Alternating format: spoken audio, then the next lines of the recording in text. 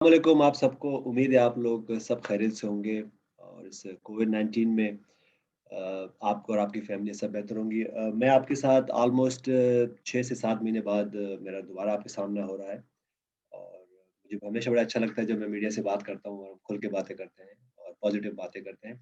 मैं जैसे हम सबको इल्म है कि पाकिस्तान टीम और साउथ अफ्रीका टीम इस वक़्त कराची में मौजूद है। और अगर मैं याद करूँ तो साउथ अफ्रीका टीम वो ऑलमोस्ट 2007 के बाद ये पाकिस्तान आई है। तो 13 एक साल के बाद तो हमें उम्मीद है, मुझे उम्मीद है और हमें कोशिश भी करनी चाहिए कि उनको जितना हम वार्म वेलकम करें हमें करना चाहिए। साउथ अफ्रीका हमेशा एक टॉप टीम रही है और जब-जब पाकिस्तान आई तो अच्छी मेमोरीज़ लेके गई है। इस वक़्त अगर मैं बात करूँ पाकिस्तान टीम की तो इस वक़्त हमारे पास जो हमने 20 लड़के प्लेयर्स अनाउंस किए हैं पहले टेस्ट मैच से पहले। उसमें अगर मैं देखूँ तो 9 अनकप कप प्लेयर्स मौजूद हैं यहाँ पे जो कि अनकैप प्लेयर 9 अनकैप प्लेयर्स मौजूद हैं, अनाउंस किया हमने। बड़ा अच्छा मौका है इन यंगस्टर्स के सबके पास जब-जब भी पाकिस्तान के प्लेयर्स और किसी भी कंट्री के प्लेयर जब होम में खेलती है और उनके होम में डेब्यू होते हैं और होम क्रिकेट होती है तो वहाँ से स्टार्स प्लेयर बनते हैं। तो मुझे उम्मीद है कि हमारे यंग प्लेयर्स इस अपॉर्चुनिटी को अवेल करेंगे और जैसे हम देख रहे हैं कि पाकिस्तान में क्रिकेट वापस आ रही है, टॉप की टीमें आ रही हैं। इसके बाद अगर मैं देखूँ तो अब पाकिस्तान का स्केड्यूल देखूँ तो न्यूज़ीलैंड की टीम ने आना है, फिर ऑस्ट्रेलिया की टीम ने आना है, फिर इंग्लैंड की टीम ने आना है। तो ये बड़ा अच्छा साइन है कि इंटरनेशनल क्रिकेट पाकिस्तान में वापस आ रही है और टॉप की टीमें आ रही हैं। तो मेरे ख्याल से ये पाकिस्तान क्रिकेट के लिए भी अच्छी है और हम सब के लिए भी अच्छी है और ख़ास तौर पे जो ये पाकिस्तान में जो यंग क्रिकेटर्स टीमों को देखते हैं, अपने स्टार्स प्लेयर को जब अपने ग्राउंड्स में देखते हैं, तो वहीं से वो मोटिवेट होते हैं और प्लेयर्स बनते हैं। मैं अब ओपन करता हूँ प्लीज़ आप अपने क्वेश्चंस जो भी है वो आप मुझसे कर सकते हैं प्लीज़। जी, बिल्कुल, मैं रिक्वेस्ट करूँगा सबसे पहले शाहिद हाशमी, ऋषि शकूर एंड माजिद भट्टी प्लीज़। यूनुस हमने देखा ऑस्ट्रेलिया में इंडिया ने जिस तरह बैटिंग की, फियरलेस बैटिंग कर रहे थे। 23 साल का पंत, 21 साल का शुभमान गिल, कल उसने 91 बनाए, 21 साल का वॉशिंगटन सुंदर। ये फियरलेस बैटिंग हमारे यहाँ उसकी थोड़ी सी कमी महसूस हो रही है। रिजवान को हमने देखा वो थोड़ी फियरलेस बैटिंग कर रहा था, हैदर अली फियरलेस बैटिंग करते हैं, लेकिन हमने सुना अगर ये सही है कि T20 में उन्हें कहा कि हर बॉल पे शॉट ना मारे और वो अजीब कंफ्यूज से लग रहे थे। तो हमारी ये फियरलेस बैटिंग हमारे बैट्समैनों में कब आएगी जैसे इंडिया ने? शायद भी देखें अगर इंडिया की बात नहीं करेंगे, हम अपनी पाकिस्तान की टीम की बात करेंगे कि जहाँ तक टेस्ट क्रिकेट की अगर हम बात करें तो हमारे पास बहुत से प्लेयर ऐसे हैं जो कि अभी टेस्ट क्रिकेट में इंडक्ट हुए हैं फ्रॉम T20 या वनडे से। तो उनके पास जैसे हमारे पास भी था कि अगर मैं अपनी क्रिकेट देखूँ तो मुझे भी 3 से 4 साल लगे थे, जो कि मैं लकी रहा कि मैं वो 3-4 साल में सर्वाइव कर गया और बड़े स्टार प्लेयर्स थे, तो फिर बाद में मुझे भी आइडिया होता है। तो इसके लिए थोड़ा-सा टाइम बहुत ज़रूरी है। टेस्ट क्रिकेट में खास तौर पे क्योंकि आपको अपना रोल डिफाइंड होता है, फिर आप एक फॉर्मेट खेल के आ रहे होते हो, तो उससे फिर आप अपने आप को चेंज करना होता है। लेकिन मैं जैसे मैंने आप पहले भी मैं बार-बार हमेशा कहता हूँ कि international cricket is all about yourself कि आपको कैसे इस पे अपने आप को इंटैक्ट करना है, कैसे अपनी स्किल्स को शाइन करनी है। अगर मैं अपनी बात करूँ खैर हमें अपनी बात नहीं करनी चाहिए, लेकिन मैंने भी ये मैं अपने एक्सपीरियंस इसलिए शेयर करता हूँ कि मुझे मेरे पास भी जैसे मैंने पहले कहा 3 से 4 साल थे कि मैं भी मुख्तलिफ स्टाइल से खेलता था, मुख्तलिफ टेक्निक से खेलता था और फिर सडनली मैंने ये रियलाइज़ किया कि जिसमें मैं बेस्ट हूँ, मैं वही करूँगा तो मैं सर्वाइव कर सकता हूँ अपने लिए, अपनी टीम के लिए, अपने मुल्क के लिए। मेरा भी इन प्लेयर्स के साथ जो यंग प्लेयर्स के साथ मेरा भी यही जब-जब भी मैं उनसे बात करता हूँ या मैं one two one skills session करता हूँ, तो मेरी भी ये कोशिश होती है कि ठीक है, मैं अपने एक्सपीरियंस शेयर करूँ, लेकिन बाज़ औक़ात जब आप अपने एक्सपीरियंस बहुत ज़्यादा शेयर करते हैं, और बहुत ज़्यादा इनको इनपुट देते हैं, तो वो फिर डबल माइंडेड होते हैं। तो मेरी बड़ी कोशिश होती है कि मैं इनको डबल माइंडेड ना करूँ, उनको खेलने दूँ जो इनका स्टाइल है। और लेकिन ये बात वही है कि थोड़ा-सा टाइम इनको चाहिए और टेस्ट क्रिकेट में जब-जब टाइम मिलेगा, तो ये जैसे दूसरी टीमें खेलें, पाकिस्तान के प्लेयर भी वैसे खेलें, इंशाअल्लाह। अस्सलाम वालेकुम यूनुस जी यूनुस जिस तरह भी आपने कहा कि टेस्ट टीम में अभी वो प्लेयर ज़्यादा हैं कि जो अभी T20 या शॉर्टर वर्जन से जो है इंडक हुए हैं, तो आप समझते हैं कि क्या मतलब यही एक थोड़ी सी वजह भी है कि वो जब शॉर्टर वर्जन से टेस्ट में आते हैं तो उस फॉर्मेट में वो अपने आप को उस तरह परफॉर्म नहीं कर पा रहे, हमें उनको थोड़ा सा डोमेस्टिक में टाइम देना चाहिए। क्या यही वजह है कि ये इतने ज़्यादा मेंटली स्ट्रांग नहीं बन पाते? और मतलब हम देखते हैं कि एक-एक, 2-2 टेस्ट के बाद फिर या तो प्लेयर का वो यानी टीम से बाहर हो जाते हैं या फिर उनका कॉन्फिडेंस बिल्कुल वो हुआ होता है, शेक हुआ होता है? शुक्र भाई, आइडियल तो यही है कि अगर कोई भी प्लेयर जब नेशनल टीम में आए, टॉप की टीम में आए, तो उसके बैक पे काफ़ी क्रिकेट हो। अगर हम बाजू का बहुत सी टीमों के प्लेयर्स की बात करते हैं कि वो जब आते हैं टीम में तो उनके पीछे 100-100 टेस्ट, 100-100 फर्स्ट क्लास के मैचेस होते हैं। ठीक है, हमारे पास ऐसा कुछ नहीं है, लेकिन ये इसकी कोई मैं कह सकता हूँ कि ये कोई ये कारण नहीं हो सकता। कुछ प्लेयर ऐसे भी होते हैं, अगर मैं ग्रेड्स की बात करूँ तो 1-1, 2-2 मैच खेलने के बाद, बल्कि कुछ बगैर क्रिकेट खेल खेल के भी वो नेशनल टीम में आए, उन्होंने परफॉर्म किया। तो मेरे ख्याल से ये मैच्योरिटी आपके साथ आपके पास बाय टाइम बिंग आती है। लेकिन बड़ा इम्पोर्टेंट ये है प्लेयर्स के लिए और हम कोचेस के लिए भी बहुत इम्पोर्टेंट है कि बाज़ औक़ात अब हमने इतनी टॉप की क्रिकेट खेली होती है, जब जब जब जब हमारे सामने कोई यंग प्लेयर्स आते हैं, तो बाज़ औक़ात हमें अंडरस्टैंड करना चाहिए कि उनको टाइम देना चाहिए। मेरी बड़ी ख्वाहिश है, कि ये जो हमने अभी ये प्लेयर अनाउंस किए हैं, ये कम से कम 2 से 3 सीरीज़ हमारे साथ खेलें, क्योंकि हमारे लिए भी बहुत मुश्किल हो जाता है बाज़ औक़ात कि अगर एक टीम जब अनाउंस होती है, तो उसमें प्लेयर जब बार-बार चेंज हो रहे होते हैं, तो कोचेस को भी थोड़ा-सा प्रॉब्लम होता है। तो मेरी बड़ी ख्वाहिश है कि इन यंग प्लेयर जो हमने अभी टीम अनाउंस की है, ये कम से कम 2 से 3 सीरीज़ आपके साथ हों, और हमें और मीडिया को ख़ास तौर पे उनको थोड़ा-सा बैक करने की ज़रूरत है। उसकी वजह ये है कि खुदा ना ख़ास्ता अगर कोई भी प्लेयर यहाँ परफ़ॉर्म नहीं करते, तो वो फिर पास ना हो जाए, और पास में ऐसा होता भी रहा है। तो मेरी बड़ी उम्मीद है, मुझे बड़ी ख्वाहिश है मेरी कि कि ये इन प्लेयर्स के साथ मैं काम कर सकूँ और ये टीम के साथ कम से कम 1-1, 2-2 साल रहें। अगर हम अपने ग्रेड्स की बात करें, हम अपनी बात करें, तो हमारे साथ मैंने खुद अभी मेंशन किया कि मैं भी 4 साल तक मैं भी मुख्तलिफ डबल माइंडेड प्लेयर था एक। लेकिन जैसे ही मैं सर्वाइव कर सका और उसके बाद मैं टॉप का प्लेयर बना, तो मेरे ख्याल से हमें इन प्लेयर्स को पूरा मौका देना चाहिए और उनकी परफॉर्मेंसेस नहीं देखनी चाहिए। मैं अभी लास्ट टूर की बात करूँगा, अगर हम ये जो ऑस्ट्रेलिया और इंडिया की टीम की बात करें, तो एक टाइम पे एक टीम 36 रन पे आउट हो चुकी थी, लेकिन उसके बाद वही टीम ने सीरीज जीती है। तो मेरे ख्याल से हमें इन पे भरोसा करना चाहिए और उनको प्रॉपर टाइम देना चाहिए। Thank you ji Umar and then Atiq. आप थैंक यू। बस यूनुस भाई, आपका जो करियर है काफ़ी आउटस्टैंडिंग रहा है और आपने जो अपने करियर में अचीव किया है, आई थिंक ये एक हर प्लेयर की ख्वाहिश होती है, ख्वाब होता है कि वो अचीव करे as a player. As a coach अब आपकी 3rd सीरीज है ये, हम ये कैसे इस चीज़ को जज करें कोच को? बिकॉज आपने बोला कि प्लेयर्स को हमें उनकी परफॉर्मेंसेज नहीं देखनी। अगर प्लेयर की और टीम की बैटिंग फॉर्म अगर अच्छी या बुरी होती है, तो हम एक कोच को किस तरह जज करें? मतलब आपकी परफॉर्मेंस को या कोई बाकी जो कोचेज उनको किस बेस पे जज करें? बिकॉज पिछले 3 हफ्तों में जो जितना यहाँ पे शोर मचा कोचेस को लेके, काफी क्रिटिसाइज किया गया, वकार को भी किया गया, मिसबा को भी किया गया, और आई एम श्योर हमारी टीम जो है काफी बैटिंग कोलैप्सेस पहले भी काफी दफा हो चुके हैं, और हम जिस तरह आप बात कर रहे हैं हमें थोड़ा पेशेंस शो करना है, लेकिन फिर हम कोचेस को किस तरह जज करेंगे? जी, बिल्कुल कोचेस को जज करना चाहिए। मेरी बड़ी ख्वाहिश थी कि मैं भी कमेटी के सामने पेश होता, मुझे भी सामने पेश करते, तो मैं भी कोई सजेशन देता, क्योंकि मुझे से लोग जहाँ भी जाते हैं तो कोशिश करते हैं कि अपनी खामियां भी लोगों को पेश करें और साथ में कोई बेटरमेंट की बात भी करें। तो आप बिल्कुल जज कर सकते हैं। अगर मैं अपनी बात करूं, अगर मैं इंग्लैंड सीरीज की बात करूं, मैं ये बिल्कुल भी नहीं कहूंगा कि क्योंकि उसके बाद हमारी आपकी कोई बात नहीं हो सकी, मैं तो खुद अपना क्रेडिट खोता हूँ।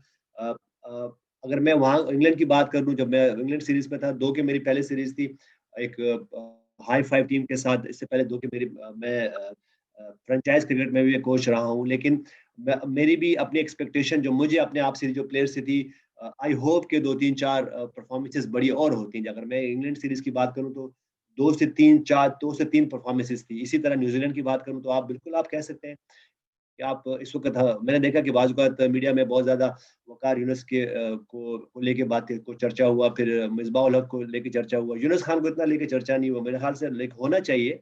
मैं तो खुद कहता हूँ कि मुझे भी मेरा भी एहतसाब ज़रूरी है, बहुत इम्पोर्टेंट है, क्योंकि जब आपके के साथ ये चीज़ें नहीं होती, तो आपकी परफ़ॉर्मेंसेस, आपके क्रेडिट्स होने चाहिए। तो मेरे ख़्याल से आप बिल्कुल जज कर सकते हैं।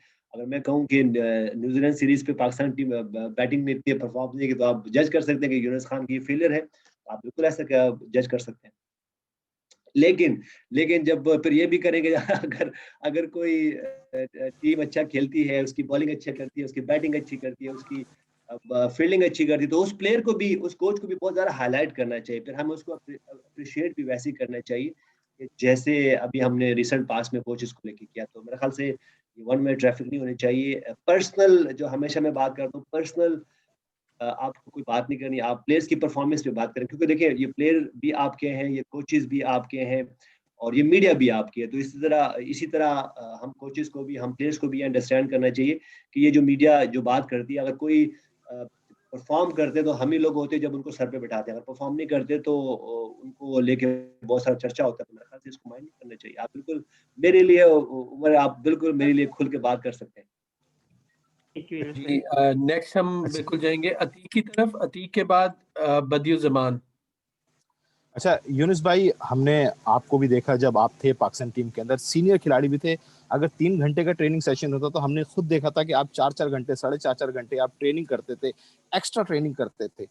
क्या आप समझते हैं इस वक्त मौजूदा टीम में जो सीनियर खिलाड़ी भी हैं एक्स्ट्रा ट्रेनिंग करते हुए नजर आते हैं, या सब खिलाड़ी जो है वो शॉर्टकट के चक्कर में? हमने आपको देखा था कि घंटों एक्स्ट्रा ट्रेनिंग करते हैं, तो आजकल के क्यों खिलाड़ी शॉर्टकट के अंदर है?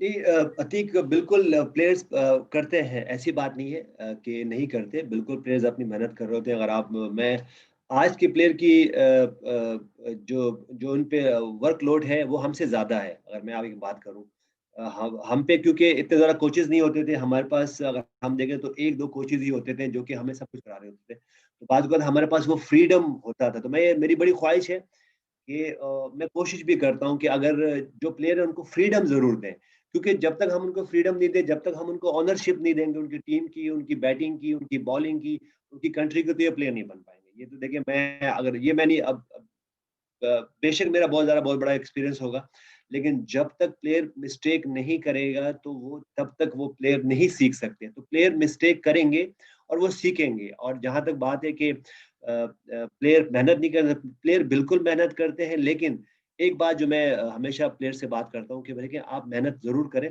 लेकिन आपको रियलाइज़ करना कि कौन-सी चीज़ आपकी नीड है। तो मेरे ख़्याल से अगर प्लेयर नीड के हिसाब से अपनी मेहनत करें तो बहुत जल्दी सीख सकते हैं। हमारे हमारे साथ ये था कि हमारे पास कोई टफ कंडीशन थी, कि मैं अपनी बात करूँ या मोहम्मद यूसुफ की बात करूँ या इंज़माम की बात करूँ या और ऐसे प्लेयर थे जो कि एक सिस्टम से बहुत ज़्यादा नीचे से आते थे। ग्रेड 2 बहुत ज़्यादा खेलते थे हम लोग। डेली बेसिस पे हमने बहुत ज़्यादा ट्रैवल किया होता था, तो जो कि आज के प्लेयर में ऐसा नहीं है। हम देखते हैं कि कोई भी प्लेयर अगर थोड़ी-सी परफ़ॉर्म करते हैं तो फ़ौरन हम, क्योंकि हमारे पास टीम में प्लेसेस होती है, तो हम फ़ौरन कहते हैं जी इस प्लेयर को टीम में इंडक्ट करें और इसको प्लेयर को खिलाएँ। लेकिन जब वो परफ़ॉर्म नहीं करते हैं और जब वो इंटरनेशनल स्टेज पे आते हैं, तो उनकी बहुत सी चीज़ें हाइलाइट होती हैं जो कि डोमेस्टिक उस पे इतनी हाइलाइट नहीं होती।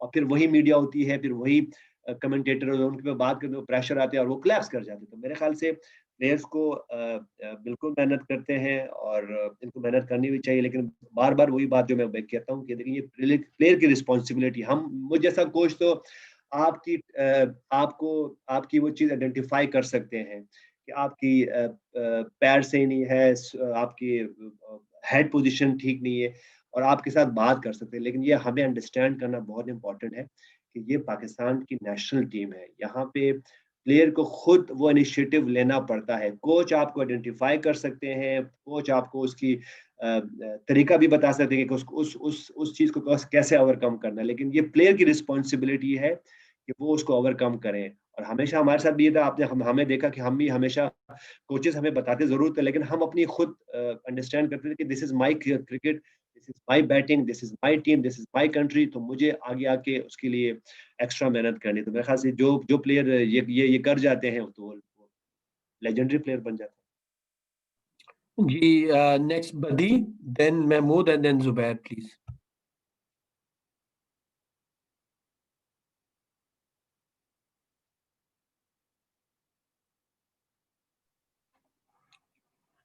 आई थिंक बदी को आवाज नहीं आ रही। जी महमूद और देन जुबैर प्लीज।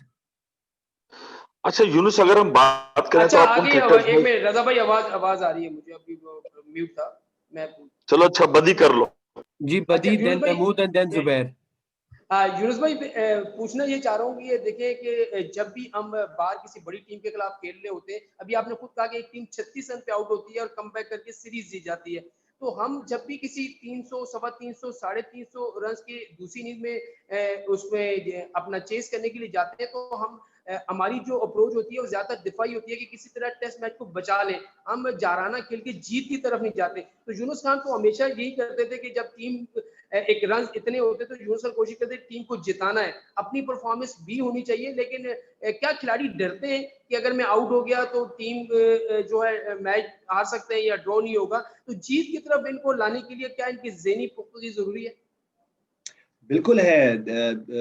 देखिए, बिल्कुल है। बहुत इम्पोर्टेंट है कि आपको जीत ही के लिए सोचना चाहिए, और हमने देखा जब भी आप जीत की सोचते हो, जीत के लिए जाते हो, तो आपकी बॉडी लैंग्वेज पॉजिटिव होती है। अब ठीक है, बाज़ औक़ात टेस्ट मैचेज़ या मैचेज़ आपको ड्रॉ भी करने पड़ते हैं। वो सिचुएशन के मुताबिक होता है, लेकिन लेकिन मेरे ख़्याल से देखिए इम्पोर्टेंट यही होता है कि प्लेयर्स ये नहीं सोच रहे होते बाज़ औक़ात, क्योंकि यंग प्लेयर के पास ठीक है, बाज़ औक़ात इतनी थिंकिंग नहीं होती, वो पॉज़िटिव ही होते हैं, लेकिन बाज़ औक़ात प्लेस के लिए प्लेयर्स भी खेलते हैं। वो समझते हैं कि जी अगर हम परफ़ॉर्म नहीं करेंगे तो शायद हम मैच टीम में ना हो। तो मैं वही बात में जैसे मैंने पहले कहा कि प्लेयर्स के लिए उनको ये श्योरिटी देना बहुत इम्पोर्टेंट है कि मेरी बड़ी ख्वाहिश है कि जो प्लेयर्स आएँ वो कम से कम वो एक आधे मैच के लिए, एक आधी सीरीज़ के लिए नहीं आए हैं। वो लॉन्गर टर्म के लिए है, टाइम के लिए है, ताकि वो प्लेयर भी अपना खुल के अपना एक शॉट दे सके, अपनी स्किल्स दिखा सके। तो जो प्लेयर जब उनको उनके पास श्योरिटी होती है कि मैं एक सीरीज़ के लिए नहीं हूँ, एक मैच के लिए नहीं हूँ, तो फिर वो अपनी स्किल्स आपको सामने दिखा सकते हैं। ये हमारे साथ भी होता रहा है, हमसे पहले प्लेयर्स के साथ भी होता था, और मेरे ख्याल से आज के प्लेयर और अगले प्लेयर जो आने वाले होंगे उनके साथ भी यही होगा। जब उनके पास ये श्योरिटी नहीं होगी कि हम सिर्फ एक मैच के लिए ही आए हैं, तो वो इसी तरह डबल माइंडेड होंगे। तो मेरे ख्याल से हमें एज़ अ सपोर्टिंग स्टाफ उन प्लेयर्स को ये बावर कराना चाहिए कि आप अगर यहाँ पे आए हो, तो आप सिर्फ एक मैच के लिए नहीं हो, आप बहुत ज़्यादा लंबे टर्म के टाइम के लिए और 2-3 सीरीज़ के लिए हैं। तो मेरे ख्याल से वो आपको अपना बेस्ट शॉट दे सकते हैं। अच्छा, जी, यूनुस अगर बात करें तो आप पाकिस्तान के उन खिलाड़ियों में जिनके पास सबसे ज्यादा टेस्ट एक्सपीरियंस है, अब आपको एक अरसा भी हो गया है, आपसे अगर वाज़ेह तौर पे पूछा जाए कि वो 2-3 पॉइंट्स क्या हैं कि जो आपने पाकिस्तान की टेस्ट साइड में बैट्समैन में खास तौर पे देखें कि वो लैग कर रहे हैं, जिसकी वजह से आप नंबर 1 से बहुत नीचे चले गए? मेरे ख्याल से देखिए महमूद भाई, 2 से 3 चीज़ें होती हैं कि मैं यहाँ पे बिल्कुल टेक्निक की बात नहीं करूँगा, मैं बिल्कुल टैक्टिक्स की बात नहीं करूँगा। मेरे ख्याल से कंसंट्रेशन लेवल बहुत इम्पोर्टेंट है टेस्ट क्रिकेट में।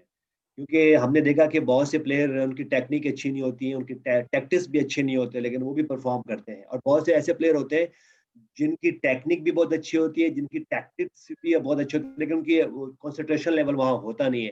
वो एक सेशन बहुत अच्छा खेलते हैं, 50-60 रन बनाते हैं, और उसके बाद अगले अगले सेशन में आते हैं और कंसंट्रेशन लेवल नहीं करते, और वो सडनली वो 50-60 रन करके आउट हो जाते हैं। और ऐसे ऐसे प्लेयर सिर्फ पाकिस्तान टीम में नहीं है, सारी दुनिया में मौजूद हैं, और जिनकी कंसंट्रेशन लेवल बहुत हाई होता है, तो हमने देखा कि वो लंबे-लंबे रन्स करते हैं, खास तौर पे टेस्ट क्रिकेट में। और देखिए महमूद भाई, बात असल में है कि अगर आपने टेस्ट क्रिकेट में अपना नाम करना है, अपनी टीम का नाम करना है, तो आपको एक सेशन नहीं, आपको कम से कम 6, 7, 8 सेशन एक टेस्ट मैच में जीतने पड़ते हैं।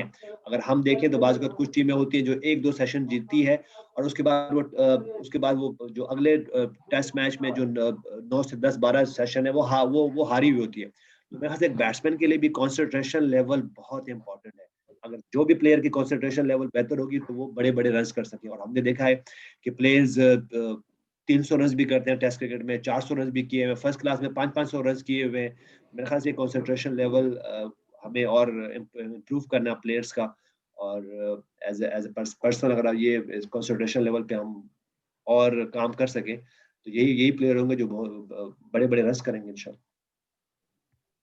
जी, नेक्स्ट हैं ज़ुबैर नज़ीर, माजिद भट्टी साहब और मुजाहिद सोलंकी। जुबैर एक्सप्रेस न्यूज कराची से।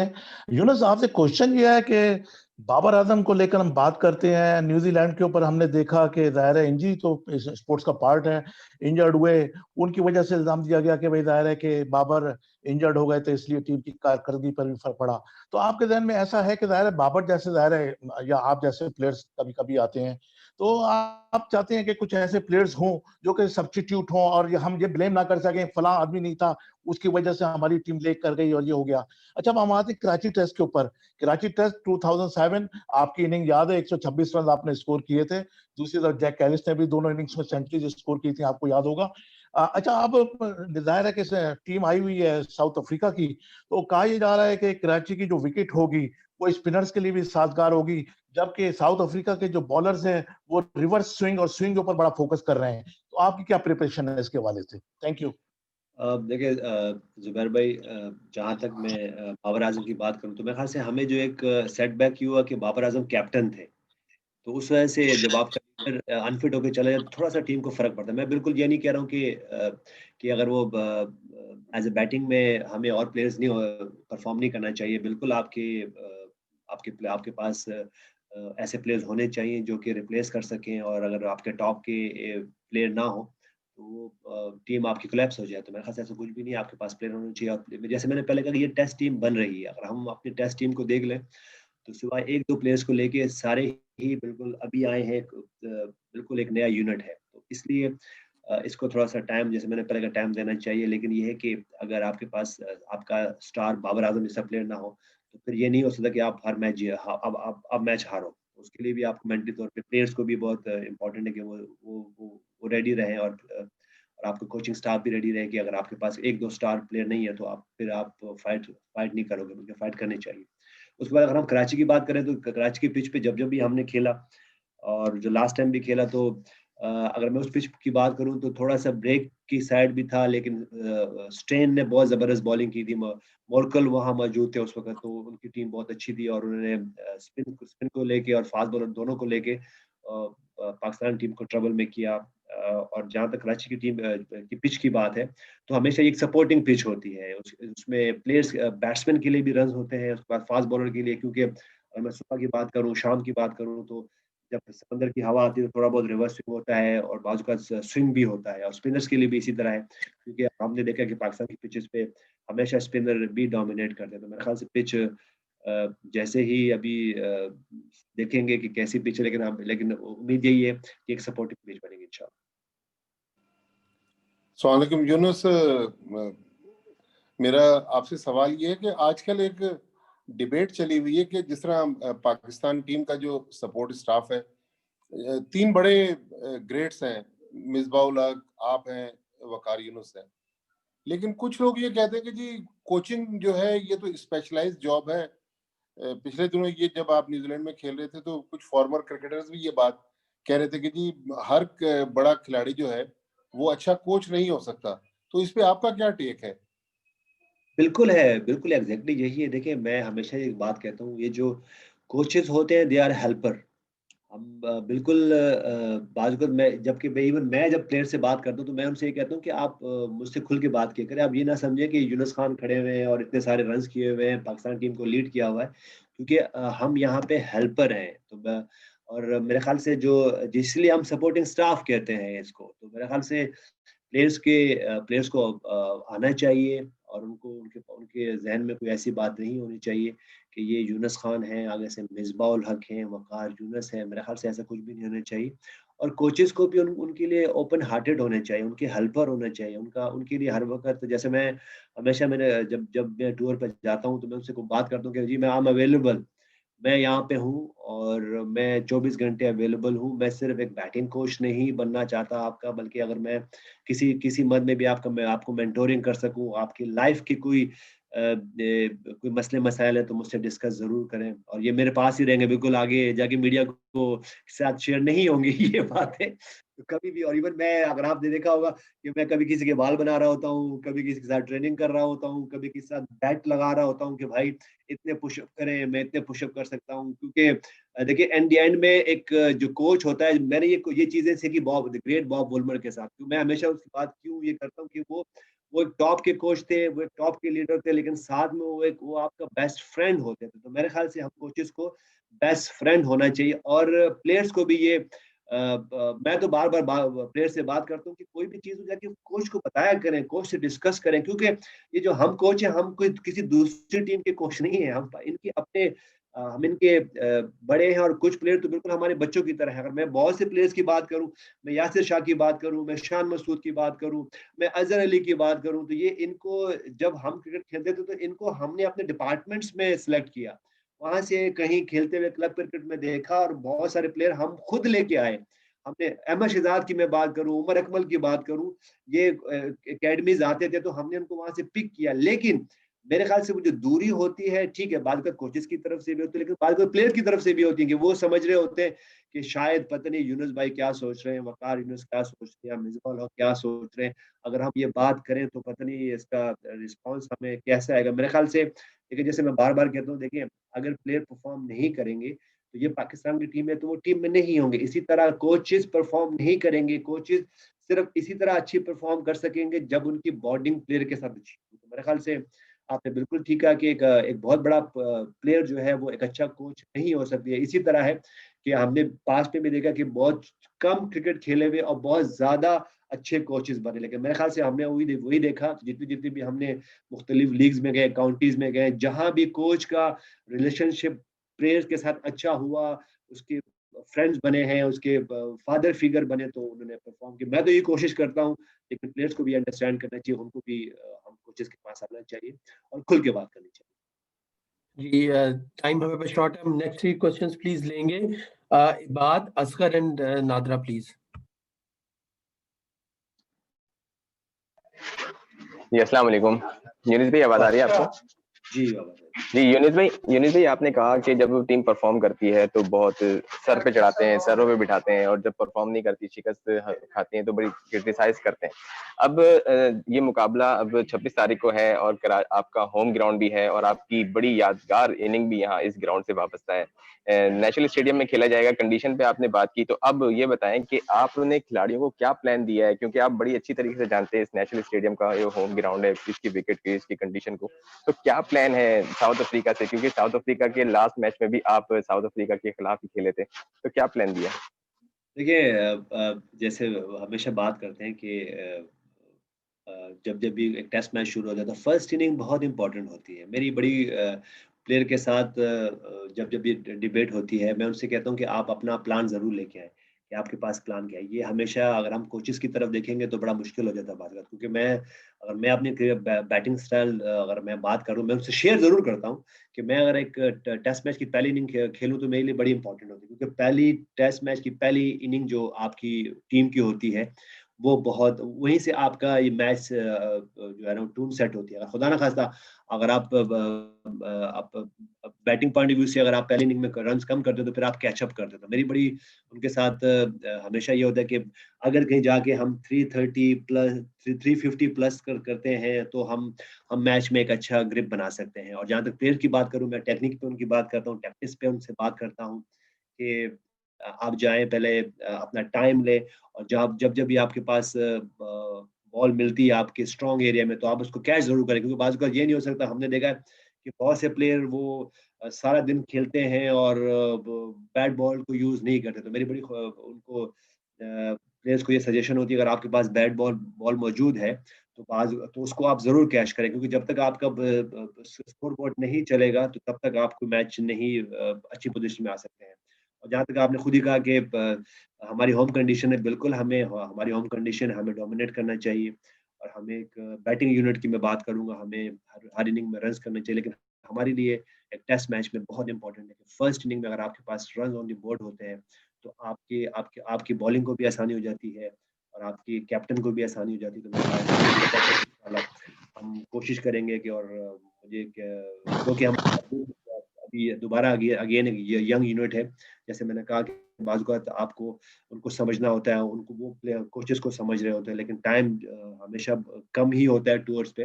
तो मैं तो कोशिश करता हूँ कि उनको उनकी उनकी बैटिंग स्टाइल में, उनकी टैक्टिक्स में उन्हीं में थोड़ा-थोड़ा मर्ज करता रहूँ और उनका बेस्ट ले सकूँ।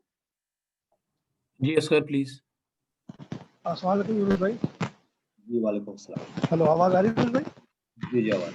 यूनुस भाई, एक और भी चल रही है, जैसे भट्टी भाई ने बताया कि एक बहस सीनियर्स की कोचिंग के हवाले से है, तो एक बहस और भी चल रही है कि मौजूदा जो टीम है उसमें बड़ी तादाद में जूनियर्स हैं जिन्होंने डोमेस्टिक में परफॉर्म करके जगह बनाई है।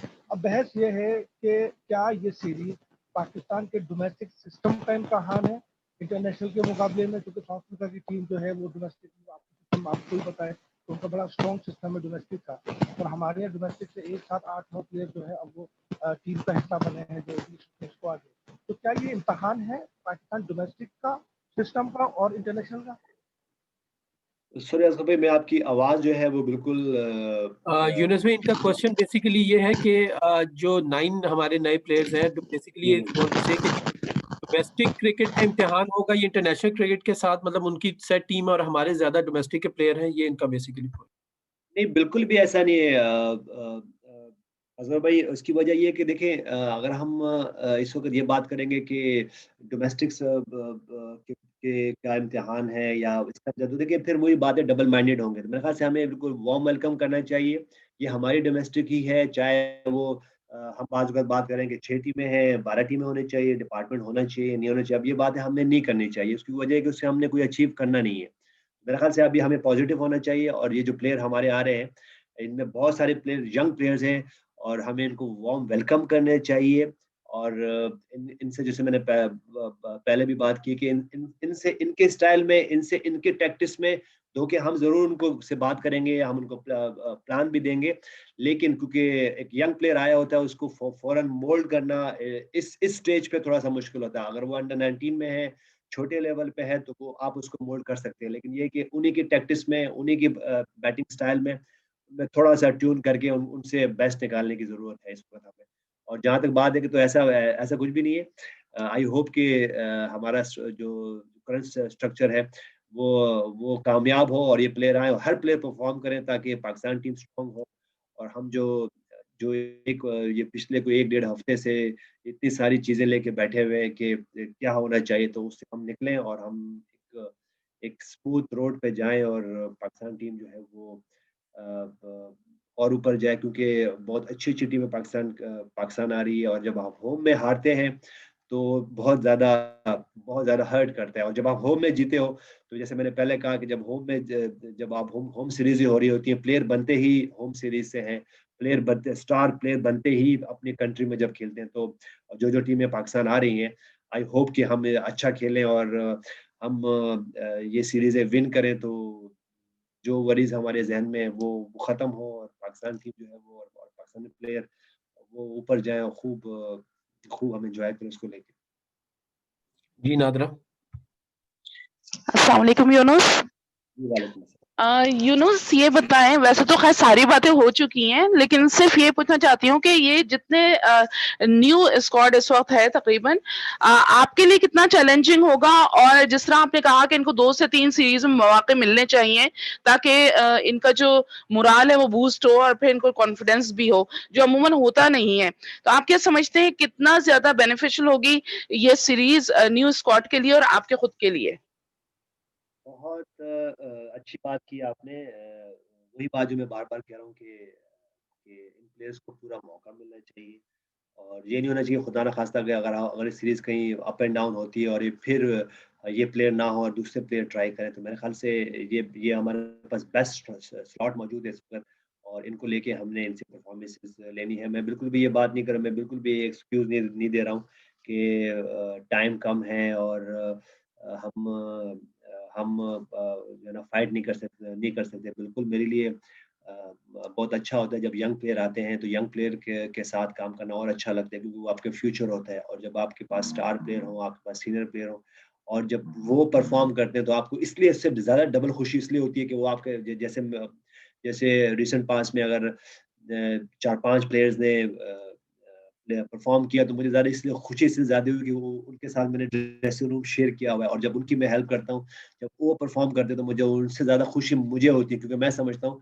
कि उनके रन्स वो नहीं कर रहे हैं, बल्कि मैं कर रहा हूँ। तो बड़ा अच्छा लगेगा अगर ये, जैसे मैंने बार-बार कहा, इन प्लेयर को ज़्यादा मौका मिले, और ताकि वो अपनी स्किल्स हमें दिखा सकें। क्योंकि अगर हम 2 से प्लेयर्स की बात करें इस वक़्त जो इस करंट टीम में आए हैं, वो बहुत अच्छी फॉर्म में हैं। उन्होंने बहुत ज़बरदस्त परफॉर्मेंसेस की हैं हमारे डोमेस्टिक कॉम्पिटिशन में। तो ये बेस्ट टाइम है, वो फॉर्म में है, उनको मौका मिले और वो स्टार बने, और आई होप कि वो लंबे अरसे के लिए पाकिस्तान टीम को सर्व करें और हम उनसे की स्किल से बेनिफिशियरी हो इंशाल्लाह। जी थैंक यू वेरी मच जी, आप सबका आई नो बहुत ज्यादा क्वेश्चन से कुछ के रह गए होंगे, तो नेक्स्ट में आपको बिल्कुल करेंगे। थैंक यू यूनुस भाई, आपका हमें टाइम देने के लिए और आप सबका वेट करने का और हमारी प्रेस कॉन्फ्रेंस करने का। Please thank you very much जी आप सबका। Thank you ji.